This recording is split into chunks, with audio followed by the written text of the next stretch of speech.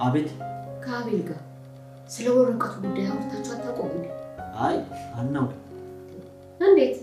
እኔ እንጃ ግን አውርተን አናውቅም።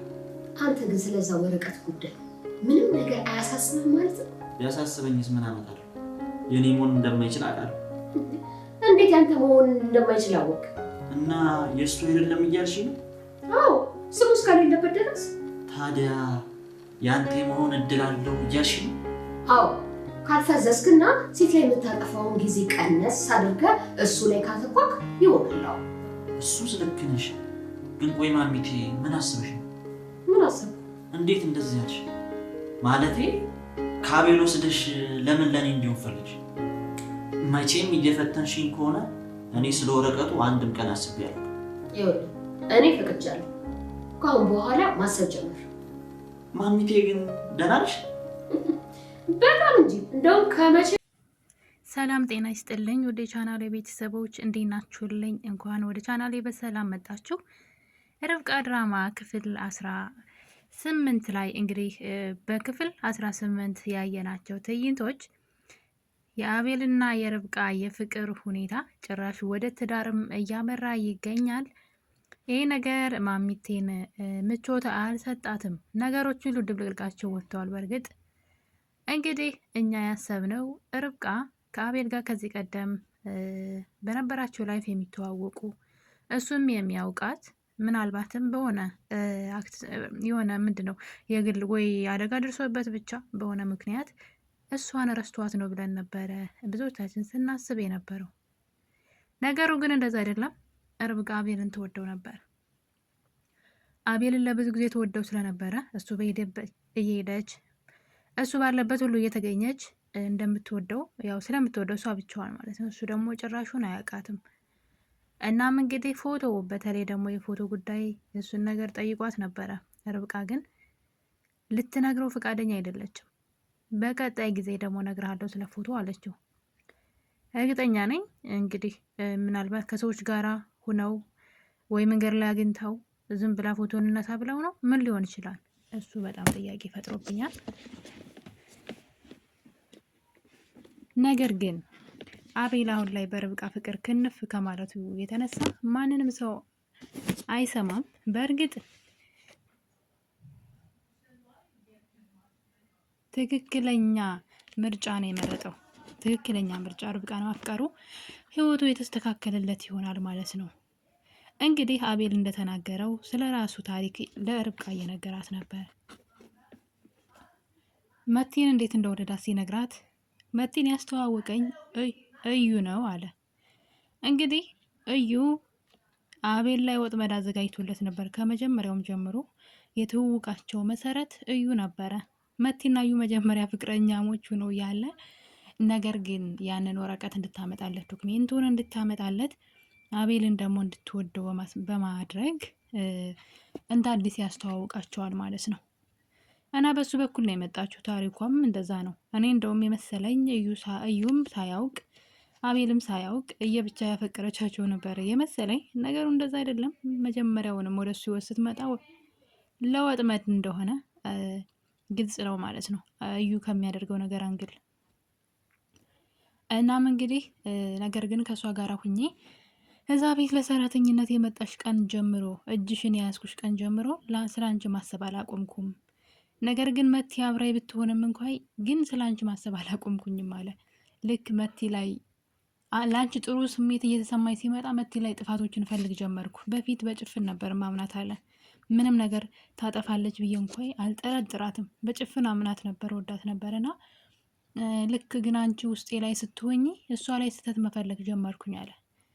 አያችሁ የሆነ እንዴት ነው ሰዎች ዝም ብለው ጭፍን ብለው እናንተ ጋር አብረዋችሁ እንደፈለጋችሁ እያደረጋችኋቸው ይኖሩና አይናቸውን የሚገልጥላቸው ሰው ሲመጣ እናንተ ላይ ያሉት ያኔ አይደለም ጥፋቶቻችሁን፣ ተግባራችሁን፣ ንግግራችሁን፣ ድርጊታችሁን መከታተል ይጀምራሉ።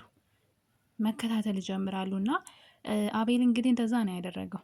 መቲ እንደማትወደው ጭራሽ ስለ መቲ ምንም ነገር አውርተው እንደማያውቁ ጭራሽ ከመቲ ጋር ከተገናኙ ጊዜ ጀምሮ ስለ መቲ ምንም ነገር እንደማያውቅ ነበር ሲያወራ የነበረው። ማን ምን ትሁን እንኳ አያውቅም፣ ግን ተዋዳው ቤት ይኖራሉ እንጂ ማንነቷን ስለሷ እንኳ አያውቅም። ካስታወሳችሁ መቲ ጋር ስልክ ሲደወልላት ማን ነው ሲላት አጎቴ ነው ትለዋለች። አጎት እንዳለሽ እኔ እስከ ዛሬ አላውቅም ነበረ፣ ግን እኮ አንቺና እኔ እንደ አዲስ መታወቅ አለብን አላት። ከዛ ማለት ነው ከዛ በፊት ጠይቋት አያውቅም። ስልኳ ጠራ አልጠራ ማን ጋር ሄደች አልሄደች ጉዳዩ አይደለም። ልክ ግን ርብቃን ማሰብ ሲጀምር ስልኳ ሲጠራ ማን ነው ምንድን ነው ማለት ጀመረ። እና አጎቴ ነው እንኳን ስትለው አንቺና እኔ እኮ በደንብ አልተዋወቅንም ማለት። ስለዚህ እኔና አንቺ እንደ አዲስ መተዋወቅ አለብን፣ እኔም አንቺን አላውቅሽም ብሎ ይህን ሀሳብ ሲያነሳላት ነበረ። ይሄ እንግዲህ ከእንትኑ አእምሮ እየነቃ ነው ማለት ነው እንጂ ከዛ በፊት ምንም ነገር ብሏት አያውቅም። ሲጠየቅ ራሱ ስለሷ በጣም ቃላቱ ነው የሚያጥረው። መቲ እኮ ምናምን ነው የሚለው እና ከዛ ግን የእሷን ድክመቶች ጥፋቶቿን ምናምን መፈለግ ጀመረ። ልክ ትቷት ሲሄድ ራሱ አልተጎዳም። አይታችሁ ከሆነ የለችም ለካ ልቡ ውስጥ እሷ መጀመሪያ ስለጨፈነችው ነው እንጂ ሌላ ሰው እንዳያይ ልቡ ላይ ጭራሽ አልነበረች ማለት ይቻላል።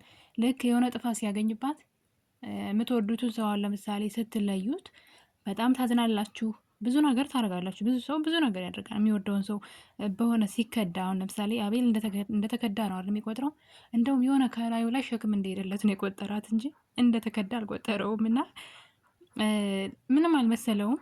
በጥፊ ብሏት ሄደ። አጠገቤ እንዳደርሽ ብሎ ይህኛውን ላይፍ ነው በደስታ የጀመረው። እና መጀመሪያም ሲያያት ወዷት ነበረ ርብቃ በሩን አንኳኩታ ስትገባ ምን ትፈልገሽ ነው ይላታል። እዚህ ቤት ነው ለሰራተኝነት ደላላው ነው የላከኝ ትላለች። እናም እንግዲህ ርብቃ አቤል ቤት የገባችው ሲጀመርም አቤል ቤት የነበረችውን ሰራተኛ ከአቤል ቤት በማስወጣት እሷን እጥፍ ከፍላ እሷ ቤት እንድትሰራ እሷ ቤተሰቦች ቤት እንድትሰራ ካደረገች በኋላ እሷ የአቤል ሰራተኛ ሆና ነበር የመጣችውና አቤል ያያት ቀን ደንግጦ አንቺ ልትሰሪ ነው ያላት። አንቺ ሰራተኛ ሆነች ከእግር እስከ ራሷ ያያት ነበር። እና አዎ ትለዋለች። እና ስሟንም ርብቃ ነኝ ስትለው እዚህ ቤት የሚመጡት እኮ ሻሼ፣ ብርቅነሽ፣ በለጡ ነው ስማቸው። ምን ነው አንቺ ለየት ያለ ስምሽ እያለ ሲያሾፍባት ነበርና የሆነ ውስጡ ደስተኛ ነበረ። ወደ ቤቱ ስትመጣ ሰራተኛ ናት ብሎ ባያስብም እንኳን ውስጡ በጣም ደስተኛ ነበረ። እና እንግዲህ ታሪክ አወሩት። የፎቶ ጉዳይ ግን አልተቋጨም። ትልቁና አስደንጋጩ ነገር ግን የማሚቲ ነገር ነው። እኔ እኮ እንደፈራሁት ማሚቲ አቤል እናት አይደለችም ብዬ ነበር። እናቱ እንዳልሆነች በብዙ ነገር እኔም ጠርጥሬ ነበረ። እንግዲህ ማሚቲ ቤት በነበረችበት ሰዓት ከኢዩኤል ጋር ነበሩ። እናም እንግዲህ ከኢዩኤል ጋር አንድ ነገር ማውራት ጀመረች። ስለ ወረቀቱ ጠየቀችው። ስለ ወረቀቱ ብዙ ጊዜ ስታወራ ሰምቼ አላቅም፣ ለምንድን ነው የማታወራው አለችው። እዩም ታዲያ እሱ ጉዳይ የኔ ጉዳይ አይደለም እኮ እንዴት ምን ብዬ አወራለሁ? ምን ለማለት ፈልገሽ ነው? እሱ የአቤል ጉዳይ እኮ ነው አላት። አንተም እኮ የመለከታን ማውራት ትችላለህ አለችው። እናም እሷ ከእሱ ጋር መደራደር ፈለገች። ስለ ወረቀቱ ከአቤል ይልቅ እዩን መረጠችና እዩን ወረቀቱ አይመለከተውም ነበር። ነገር ግን ሴትዋ ከእዩ ጋራ ተንኮል መስራት ፈልጋለች። ያ ማለት የአቤል እናት አይደለችም፣ የአቤል አሳዳጊ ነበረች። ያሳደገችው እናቱ ናት። በእርግጥ ያው ያሳደገ ይበልጣል እንግዲህ ማለት ባይበልጥም አንድ ሰው ካሳደገ እናት ነው። ነገር ግን ደግሞ ሴትዋ ጥቅመኛ ሆናለች አሁን ላይ። እናም የአቤልን የሆነን ነገር ከእዩ ጋር ተመሳጥራ ለመውሰድ እያሰበች ነው። እዩ እንግዲህ ይህን ጥያቄ ስታነሳለት ማሚቴ ምን አስበሽ ነው? ልትፈትኝ እያሰብሽ ነው እንዴ? እንደዛ ከሆነ አይሳካልሽም እያላት ነበረ። አይደለም በፍጹም ከልቤ ነው እያወራ ያለሁት፣ እኔ እናንተ እንተባበር አለችው። ግራ ገባው ልጁ። ምክንያቱም ያ ነገር የአቤል እንደሆነና እሷም ለአቤል እንደምታደላ ነበር የሚያውቀው። ነገር ጊዜ አሁን ላይ ከእሱ ጋር መደራደርን ጀምራለች። የአቤል የሆነን ነገር ተደራራ ምንድን ነው የሚባለው? ይሄ ምንድነው? ከእሱ ጋር በጎን ሌላ ስራ ሰርታ የእሱን ነገር መውሰድን እንደ አማራጭ እየወሰደችው ይገኛል። እናም እንግዲህ የአቤል እናት የርብቃና የአቤልን ፎቶ በማውረድ አሁን ላይ እነሱን ለመበቀል ትልቅ ስራ እየሰራች ይገኛል። ይህ ታሪክ ግን ምን ይሆን? የርብቃ አባትም ከሄደበት መጥቷል። እዩም አጎቱን ለማግኘት ሄዷል። ለቀጣይ ክፍል ምን እንደሚፈጠር አብረን እናያለን። መልካም